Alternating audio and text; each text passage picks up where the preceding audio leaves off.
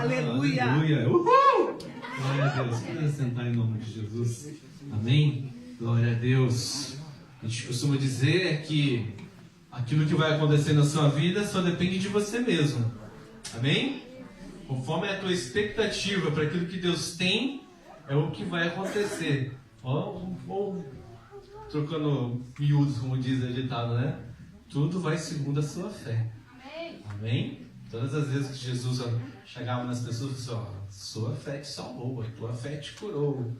Né? Não é assim que Jesus falava? Então, conforme a nossa fé, conforme a nossa expectativa para aquilo que Deus tem para nossas vidas, é a forma que nós vamos receber aquilo que Deus tem para nós. Amém? Glória a Deus.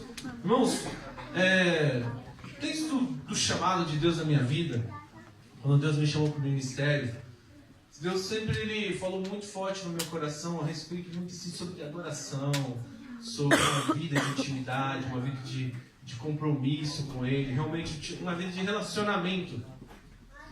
Então, assim, Deus ele sempre deu essa linha para mim, pelo menos para o meu ministério, para aquilo que assim empolga o meu coração, aquilo que enche o meu coração.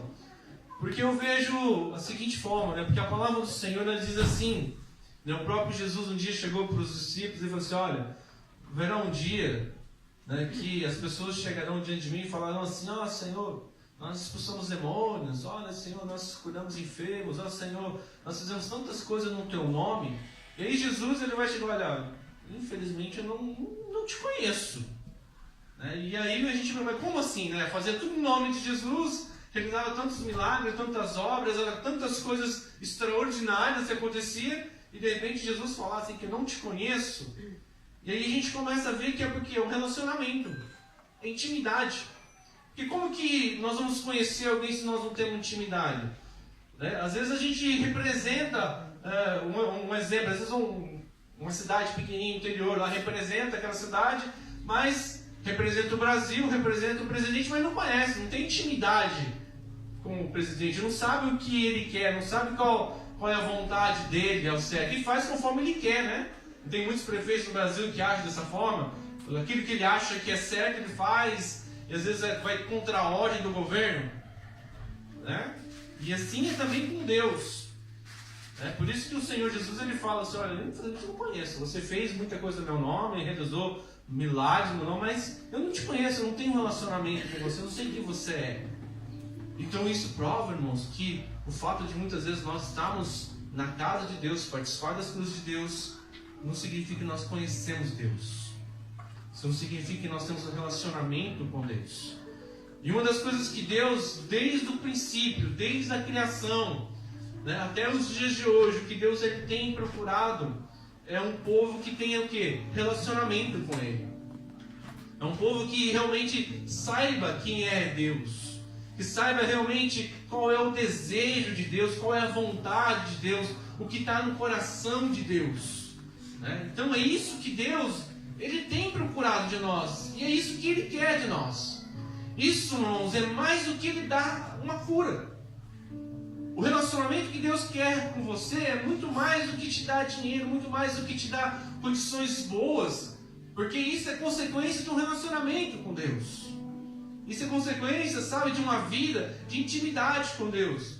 A gente costuma dizer, que os filhos nossos, quando eles sabem como pede para nós, quando tem aquela intimidade, ele olha para nós, irmã, a gente já vê no olho do que está querendo, E a gente sabe, nós como pais, vendo a atitude dos nossos filhos, a gente dá, a gente concede.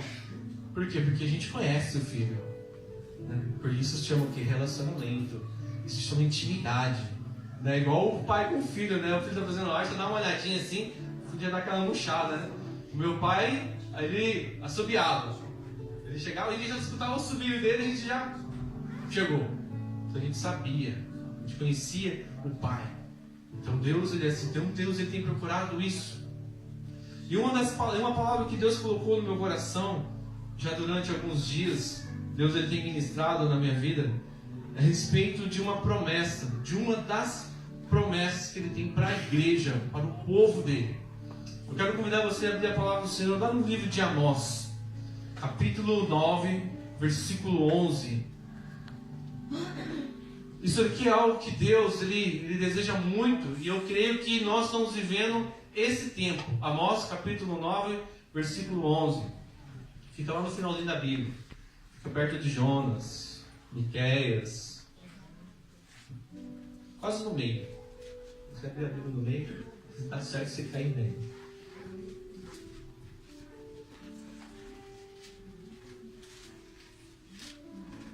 Glória a Deus. Amém? Todos acharam?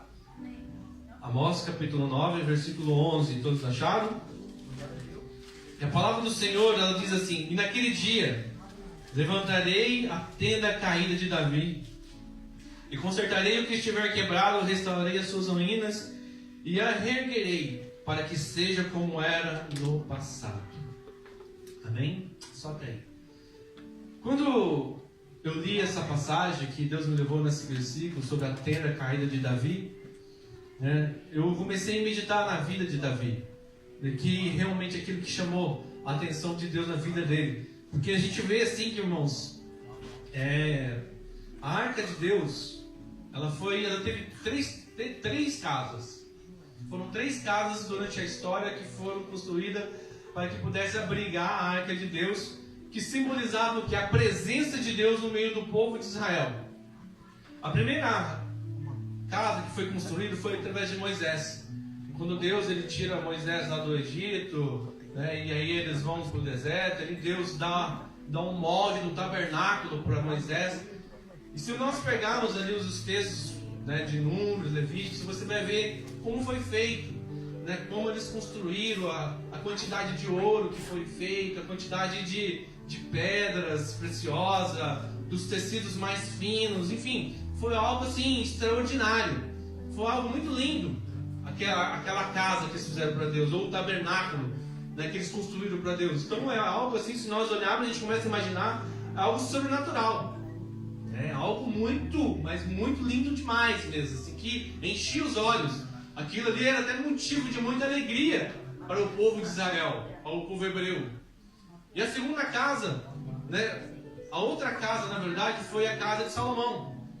A gente nem precisa dizer, né, casa de Salomão. A gente olha a história, a gente vê Davi, antes dele morrer, ele já recolhendo todos os ouros, tudo aquilo que ele conquistou, tudo aquilo que Deus deu para ele de ouro, prata, pedras preciosas, madeira, enfim, tudo que era de mais lindo, tudo que era de mais bonito, tudo que era do melhor, Davi separou para construir o templo, na qual foi, né, o seu filho construiu, que deu o templo de Salomão.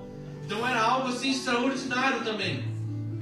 E a tenda de Davi, se nós pegarmos para ver, era algo muito simples. A tenda de Davi era algo que não tinha beleza, era uma tenda mesmo, na qual ali habitava a presença de Deus, ou seja, a arca de Deus. E se nós pegarmos a palavra do Senhor, para nós caminharmos um pouquinho, lá no livro de Samuel, capítulo 5, Samuel capítulo 6, né, a gente vai ver a trajetória, a alegria de Davi. A palavra do Senhor diz assim, que quando Davi ele assumiu o reinado dele, que Saul morreu, quando Davi ele, sabe assim, se tornou oficialmente rei de Israel, primeira atitude de Davi foi fazer o quê? Foi buscar a arca, foi trazer a presença de Deus novamente para o meio do povo. Por quê? Porque durante o reinado de Saul, a arca de Deus foi perdida. E no reinado de Saul não tinha o interesse de trazer a presença de Deus no meio do povo. Tanto é que nós vimos como foi, né? Um cara que foi rejeitado por Deus, um cara que só fez coisas que desagradavam a Deus, um cara que não andou segundo aquilo que Deus queria. Por quê? Porque a presença de Deus não estava naquele lugar, não estava na vida de Saul, né? E Saul, então, ele não se preocupou com aquilo de trazer a arca. E sem falar a perseguição de Saul. A gente conhece a história, sabemos que Saul, por causa da inveja, ele faz o que? Persegue Davi, tenta matar Davi de todas as formas. E Davi teve várias oportunidades de poder matar Saul. Mas Davi ele tinha algo no coração, ele falava assim, ele reconhecia Saul como rei, como ungido de Deus, porque ele mesmo fala, você não tocarei no ungido do Senhor. Tanto é que quando ele descobriu que um cara tinha matado ele matou o cara que matou o rei. O cara queria matar ele ainda. Então nós vemos que Davi tinha um coração realmente voltado para Deus. Por quê? Porque ele entendia o seu chamado. Ele entendia o propósito de Deus na vida dele. Então, quando ele assume o reinado, quando Saul morre, ele reina sobre Israel, a primeira atitude dele, buscar a Arca da Aliança. Era trazer a presença de Deus novamente para no meio do povo de Israel. E a palavra diz assim que, se nós pegarmos aqui no capítulo 6, versículo 1 diante, diz assim, e de novo Davi reuniu os melhores guerreiros de todo Israel, 30.000 ao todo. Esse é o capítulo 6, versículo 1. Ele reuniu 30.000 soldados. Imagina a multidão. Imagina a quantidade de pessoas. Imagina só, né, quantas pessoas eram para poder buscar a Arca da Aliança, trazer a Arca de volta para o povo de Israel. E quando ele chega lá, ele todo alegre, todo feliz, ele se empolga, ele chama, sabe, os soldados, os melhores que ele tinha, ele chama os sacerdotes, ele chama os levitas, enfim, ele convoca a cidade inteira por causa daquilo que ele ia fazer. Mas uma coisa aconteceu de errado nesse trajetório. Que quando Davi vai buscar a Arca da Aliança, que ele está voltando, né, a palavra só diz assim que eles trouxeram a Arca da Aliança em cima de uma carroça de boi, ou um carroção, e 2 bois puxando. E quando eles estão descendo ali, a eira ali, em determinado lugar ali, diz que a Arca da Aliança, o boi tropeça numa pedra, não sei, e a arca dá aquela balançada, e a atitude daquele sacerdote que estava ali foi tentar segurar a Arca da Aliança com as mãos. E a palavra do Senhor diz assim que naquele momento aquele homem foi fulminado por causa da sua irreverência. E aí eu fiquei pensando assim, poxa Deus, mas o cara vai lá com todo alegre, né, faz a maior festa, convocam milhares, tudo para te agradar, tudo para te honrar, tudo para deixar, né, fazer com que você seja feliz, para alegrar o seu coração, para que o povo possa ter novamente a arca, irmãos. Para vocês terem ideia, a Arca da Aliança ficou 20 anos fora. Eles ficaram 20 anos sem a presença de Deus. Imagina só, 20 anos sem a presença de Deus, sem aquilo que dava mais alegria para eles, sem aquilo que dava motivação para eles. Conta a história assim que quando eles saíam para a guerra, eles levavam a arca, né? E quando o povo olhava para a Arca da Aliança, diz que o coração deles ficava tão alegre, que empolgava tanto eles, que os brados de vitória deles eram tão grandes que os inimigos se assustavam só com o brado de vitória, só com um barulho da alegria que eles sentiam de ter a Arca da Aliança com eles. Agora você imagina 20 anos sem a arca, 20 anos o povo sem a presença de Deus no meio deles. E aí quando eles tiveram a oportunidade de trazer a arca de volta, quando eles tiveram a oportunidade de trazer a presença de Deus para o meio deles, né, algo acontece de errado, né? E aí eu comecei a ler a palavra, comecei a ver, poxa Deus, como assim? Como que de repente eles vêm festejando, dançando e simplesmente é fulminado porque tocou na arca, né? Aqui na palavra do Senhor, no capítulo 6, versículo 3 em diante, fala assim: e puseram a arca de Deus num carroção novo e o levaram na casa de Abinadab da colina, na colina, Uzá. E Alô, filho de Abinadab, conduzia o carroção com a arca de Deus, e Aiô andava na frente dela. Davi e todo Israel iam cantando e dançando perante o Senhor. E ao som de todo tipo de instrumento, de pinos, harpas, liras, tamborins, chocalhos, e símbolos. E quando chegaram a ilha de Napom, Uzá esticou os braços e segurou a arca de Deus, porque o boi havia tropeçado. E a ira do Senhor acendeu-se contra Uzá, porque por seu ato de irreverência. Por isso Deus o feriu e ele morreu ali mesmo, ao lado da arca de Deus. Então eu fiquei pensando, poxa Deus, o cara vem cantando, dançando, né, se alegrando. E aí eu peguei e fui ver o texto seguinte, porque a palavra diz assim que quando aconteceu isso, né, essa fatalidade, Davi teve medo, porque ele não entendeu nada, né? Falei, poxa vida, eu estou tudo alegre aqui, fazendo a maior festa para Deus, estou cantando e dançando, um monte de instrumento aqui, todo mundo, né, cantando aqui música, todo mundo tocando vários tipos de instrumento, E de repente acontece isso e o coração de Davi diz assim que ele temeu aquilo. Aí ele manda a arca novamente para casa de uma outra pessoa. E a arca fica 3 meses na casa dessa pessoa. E a palavra do Senhor diz assim que aquela casa prosperou. Durante 3 meses Deus fez algo extraordinário naquele lugar. E quando Davi ele ouve aquilo, Davi ele vai até lá. Ele vai até lá então e ele pega, né, e conversa. Eu creio, a Bíblia não relata, mas eu acredito que Davi ele foi conversar. Se eu não me engano foi com Obed-Edom. Ele foi conversar com Obed-Edom e falou: Obed-Edom, mas espera lá, cara. O que aconteceu? Porque eu fui trazer a arca da aliança fazendo tudo que é bom, tudo que é bonito. Fiz o melhor. Convoquei todos os músicos, todos os tipos de instrumento, né? E nós dançávamos, nós pulávamos, nós gritávamos, né? Eu acredito que naquele momento Obed-Edom falou assim: Davi, você lembra de onde você saiu? Você lembra o que Deus fez na sua vida? Você lembra quando você foi lá enfrentar o gigante? O que você disse?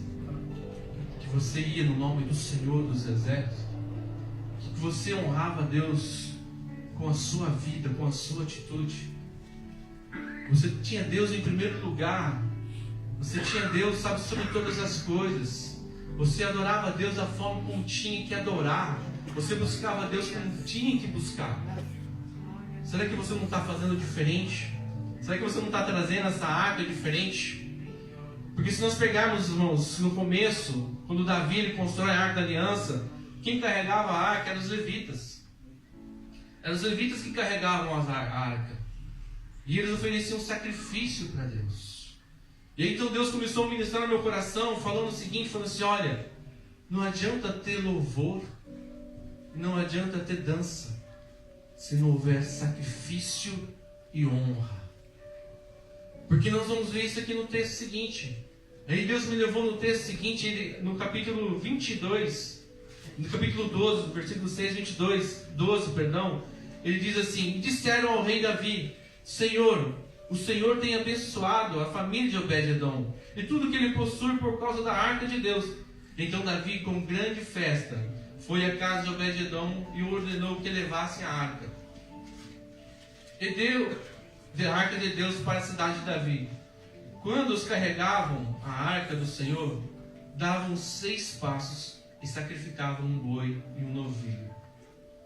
Então quando Davi, ele fez diferente. Irmãos, quando o povo, os filisteus, eles roubaram a arca da aliança do povo de Israel, eles levaram a arca da aliança em cima de uma carroça e umas vacas puxando. Foi a forma que os filisteus levaram a arca da aliança. E quando Davi foi buscar a arca da aliança, ele trouxe a arca da aliança com um carroção e 2 bois. Ele estava fazendo como os filisteus fizeram. Ele estava fazendo da mesma forma que um povo, sabe, que era totalmente perseguidor de Deus, um povo que zombava de Deus, um povo que, sabe, queria acabar com Deus, com o seu povo, que era o povo de Deus. Ele estava fazendo igual. Ele estava imitando, ele estava, sabe, simplesmente copiando o que eles estavam fazendo. E muitas vezes nós, irmãos, agimos dessa forma também. Muitas vezes nós, na nossa, ou ser consciente ou inconsciente, né? Quem sou eu para poder julgar isso? Mas muitas vezes nós estamos fazendo aliança com pessoas que muitas vezes querem nos matar. Nós estamos trazendo muitas coisas, às vezes nós trazemos muitas coisas do mundo para cá, a igreja. Principalmente quando nós nos convertemos. Uma das coisas que nós mais ouvimos, irmãos: eu sou assim e vou morrer assim. Meu pai era assim, então eu também vou ser assim. É o meu pensamento e acabou. É o que eu penso, é o que eu acho, é o que eu quero. E a palavra do Senhor diz assim: que só existe um eu, que é o grande eu sou, Deus. Então quando nós falamos eu estou dizendo eu sou maior que Deus. Estou dizendo assim que é eu que vou mandar, é eu que vou decidir, eu que vou querer. E Davi, quando foi buscar a arca da aliança, ele esqueceu disso, ele esqueceu de como ele era com Deus. E aí ele quis fazer aquilo que o povo estava fazendo, um povo ímpio: trazer a arca da aliança em cima do carroção, em cima de uns bois puxando. Sendo que a adoração tinha que ser feita através de quem? Dos levitas. Eram os levitas que traziam a água. E a palavra do Senhor diz assim que a cada 6 passos eles davam, eles sacrificavam. Então havia sacrifício para atrair a presença de Deus, para termos a presença de Deus. Não é somente com dança ou música, mas com sacrifício. Tem que ter sacrifício, irmãos, para poder ter a presença de Deus na nossa vida. Servir a Deus é sacrifício, porque muitas vezes temos que rejeitar muitas coisas por causa do amor a Deus. Eu estava conversando com a minha esposa, irmãos, a matemática de Deus é totalmente ao contrário. Você quer ganhar? Quem quer ganhar aqui? Todo mundo? Mas para você ganhar, você tem que perder. Quem quer ser maior aqui? Quer ser maior? Então seja o menor. Quem quer ser o primeiro? Então seja o último. Quem quer aqui ser servido? Então sirva. Porque a palavra do Senhor diz: faça para o seu próximo o que você gostaria que o seu próximo fizesse para você. Então a ordem de Deus é ao contrário da nossa. Então Davi entendeu isso. Então Davi, ele começou a fazer diferente. A palavra diz assim que eles davam 6 passos e eles sacrificavam para Deus um boi e um novilho gordo. E Davi vestiu-se de colete sacerdotal. Então aqui ele honrava a Deus. Então tinha sacrifício e honra a Deus. Porque quando ele colocou a veste sacerdotal, ele estava reconhecendo quem era Deus. Irmão, você sabia que quando um sacerdote vai fazer um voto para Deus, sabe qual é? São 2 votos que ele faz. Que ele faz diante de Deus. São só 2 coisas. É de obedecer a Deus em todas as coisas, e aonde Deus mandar ele ir, ele tem que ir. É só isso que ele precisa fazer. Ou seja, ele tem que fazer tudo. Não tem escapatória. Então, Davi, quando ele colocou a veste sacerdotal, ele estava reconhecendo isso. Deus, eu vou fazer tudo para você e vou aonde o Senhor me mandar, honrando a Deus, servindo a Deus da forma na qual nós devemos servir.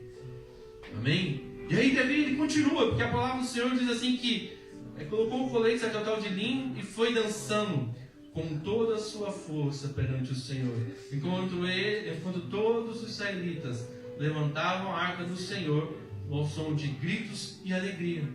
Aí sim, irmãos, quando ele aprendeu a honrar Deus, servir Deus ali, reconhecendo quem Deus era, oferecendo sacrifício para Deus, aí ele foi dançando e cantando para Deus. Aí a gente entra na palavra, mas o que tem isso a ver com a tenda caída de Davi? Porque a palavra lá no livro de Amós só fala sobre essa profecia, a tenda caída de Davi. Quando Davi ele traz a arca da aliança e ele coloca a arca na tenda de Davi, ali na tenda qual ele constrói, ele dá ordem ao seu sacerdote. Irmãos, ele separa 288 músicos para poder louvar a Deus. E eram 24 horas por dia adorando o Senhor. Diz que na Israel antiga, eu acho que, se não me engano, são 12 portas, se não me engano, que existe lá. Em cada porta ficava os levitas cantando. E era o dia inteiro. Então, todo mundo ouvia os louvores. E a diferença de hoje. Hoje a gente vê muita música, mas pouco adoração. Nunca se ouve tantos cantores gospel, irmão. Nunca se ouve tantas músicas lançadas, mas nunca se ouve pouca adoração igual nos nossos dias.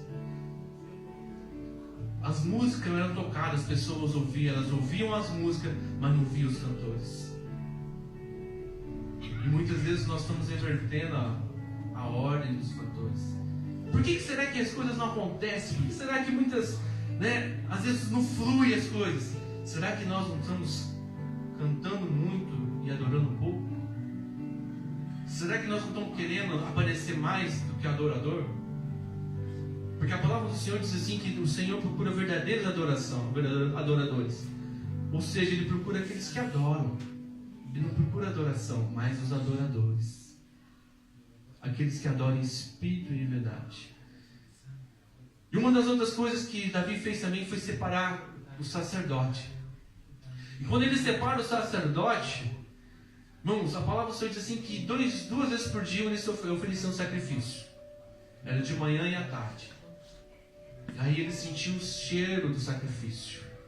Toda Jerusalém, todo Israel, ele sentiu o cheiro do sacrifício, mas não viu o sacerdote. Nunca se ouve tanto sacerdote igual nos nossos dias, né? Você abre o Facebook ali, ou o YouTube, você digita lá pregação, vai abrir centenas e centenas de sacerdotes. Mas tem pouco sacrifício para Deus. Vivemos uma época hoje digital, uma época que o evangelho é pregado de várias formas, através de rádio, televisão, através da internet, através de, CDs, enfim, são muitos os meios na qual o evangelho é pregado. São muitos sacerdotes por aí aparecendo, todo dia aparece um novo, né? Mas são muito poucos aqueles que realmente oferecem sacrifício para Deus. Aqueles que realmente, estão dispostos a morrer pelo seu próximo. Aquele que está realmente disposto a dar a vida, pelas ovelhas do Senhor. O apóstolo Paulo, ele fala numa das suas cartas, fala assim que o sacrifício dele, tanto em vida como em morte, que vinha trazer, vidas para aquelas que ficam. Será que nós temos essa mesma ousadia? Será que nós podemos dizer essa mesma palavra? Dizer assim, olha, que a minha vida, mesmo na vida ou na morte, que ela possa gerar vidas em outras pessoas?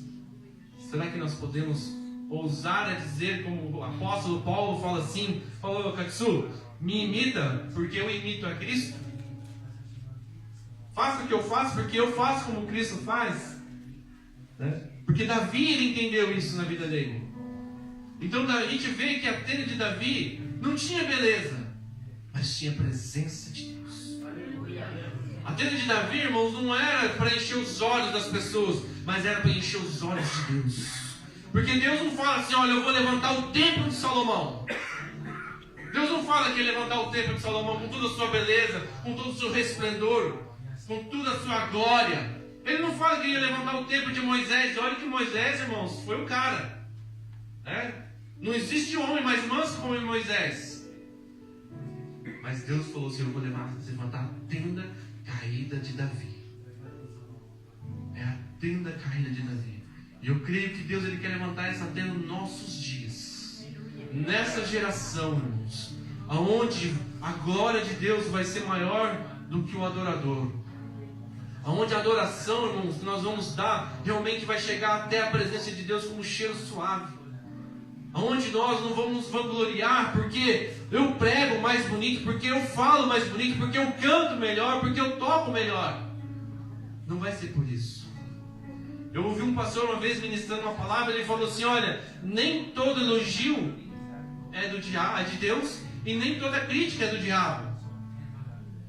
Porque, irmãos, essa semana passada, eu estava conversando com a minha esposa, falei para ela, assim, Deus colocou algo muito forte no meu coração. Ela falou assim, se as minhas mensagens, se as mensagens que Deus me der vão trazer mudança em vidas, não serve.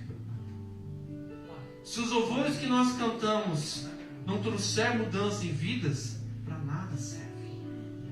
Porque é somente, irmãos, músicas e palavras lançadas aqui. Porque nós precisamos ser boca de Deus e mãos de Deus sobre esse lugar. Nós temos que ser um povo que realmente, seja a diferença. Porque não adianta pregar bonito. Não adianta eu querer estar aqui junto com vocês e trazer uma mensagem maravilhosa que vai encher o coração de vocês, e vocês vão sair daqui e falar assim, nossa, que legal, que lindo, né? E aí você vem e dá um tapinha nas costas do pastor, você fala, nossa, pastor, que mensagem maravilhosa. Irmãos, essa mensagem não pode ser maravilhosa. Essa mensagem, ela tem que quebrar o seu coração e te dar vida. Essa palavra tem que, entrar dentro do seu coração, assim, quebrando tudo. E te restaurando para uma nova vida. Você tem que sair daqui revoltado consigo mesmo. Falar assim, eu não estou fazendo nada para Deus. A minha vida não é nada perto daquilo que Deus quer para mim. Porque Deus está querendo restaurar a tenda caída de Davi no seu coração. É na sua vida. Porque era como Davi fez. Ele fez tudo com simplicidade de amor. Deus não habita mais em templos feitos por mãos de homem, irmãos. Mas Ele quer habitar no seu coração. É na sua vida. Ele quer trazer transformação em você. Irmãos, a palavra do Senhor, ela continuando, ela diz assim, ó. Lá no livro de Amós. Cadê você, Amós?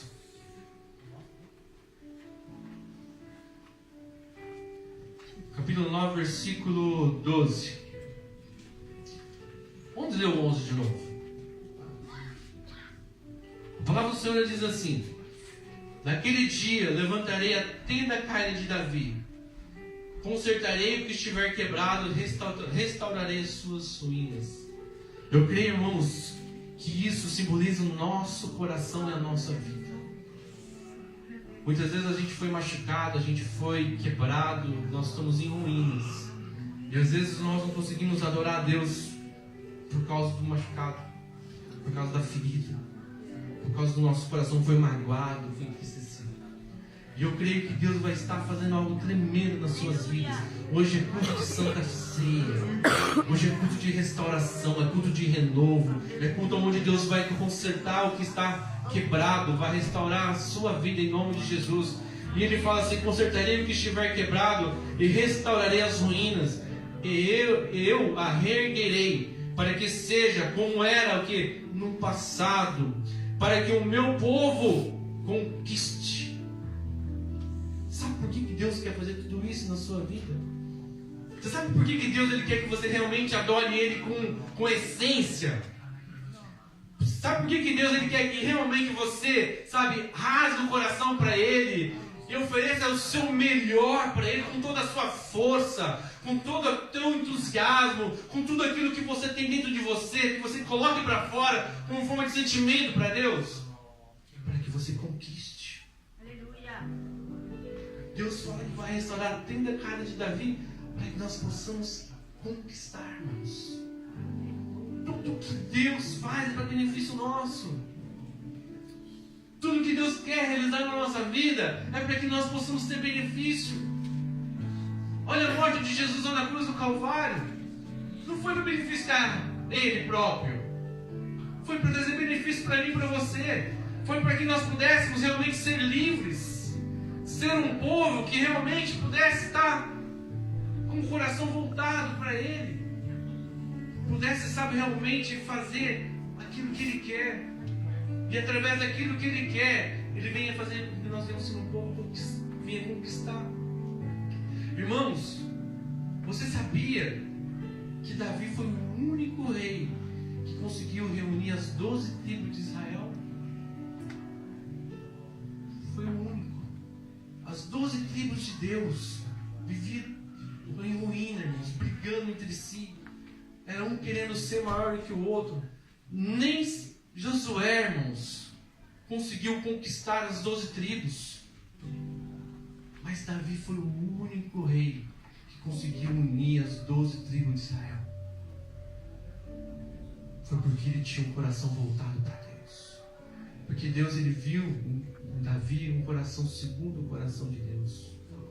Um coração que pensava como o coração de Deus pensa. Que amava as pessoas como realmente precisava amar. Mas pastor, Davi pecou, irmãos. Mas quando ele pecou, a primeira coisa que ele fez, reconheceu o seu pecado. Foi se humilhar diante de Deus.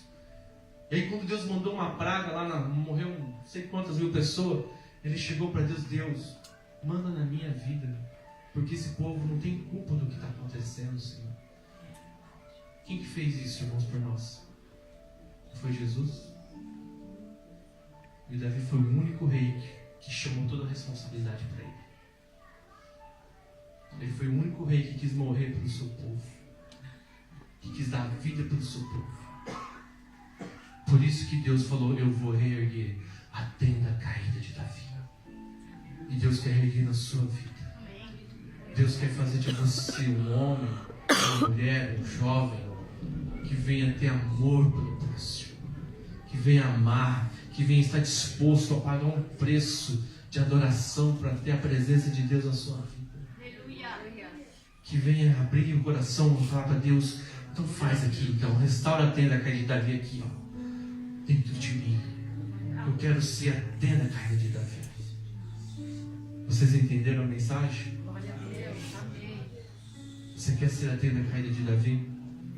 Eu quero convidar você a se colocar em pé em nome de Jesus. Pode soltar o louvor, irmão.